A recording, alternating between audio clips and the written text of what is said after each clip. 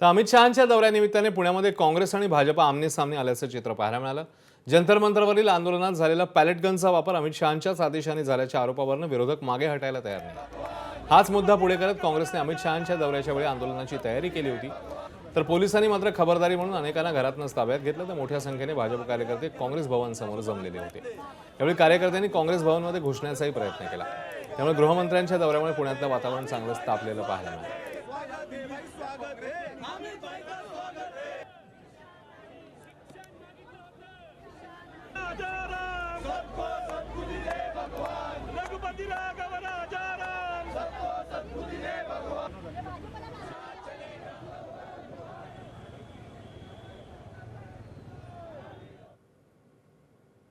या देशाच्या गृहमंत्र्याचे हात हे रक्ताने माखलेले आहेत आणि ते दिल्ली सोडून पहिल्यांदा जर पुणे शहरात येत असेल तर हे शहर लोकमान्य टिळकांचे, छत्रपती शिवाजी महाराज, छत्रपती संभाजी महाराज, महात्मा ज्योतिबा फुलेंनी, सावित्रीबाई फुलेंचे त्या शहरामध्ये हुकुमशहाचं स्वागत फुलेंनी होणार नाही तर ते गोष्टी होणार।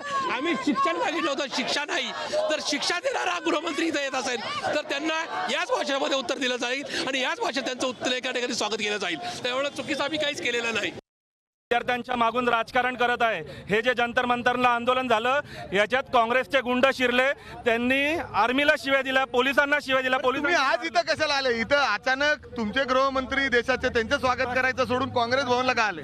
प्रशांत जगतापांनी आज जे चॅलेंज दिले त्याला उत्तर द्यायला आज आम्ही इथं आलेलो आहे। याला प्रत्युत्तर आहे काँग्रेसच्या आंदोलनाला। काँग्रेस ज्या पद्धतीने देश पेटवण्याचा प्रयत्न करतोय त्यांना सद्बुद्धी देण्यासाठी आम्ही आज शांततेच्या मार्गाने इथं आंदोलन करायला आलोय।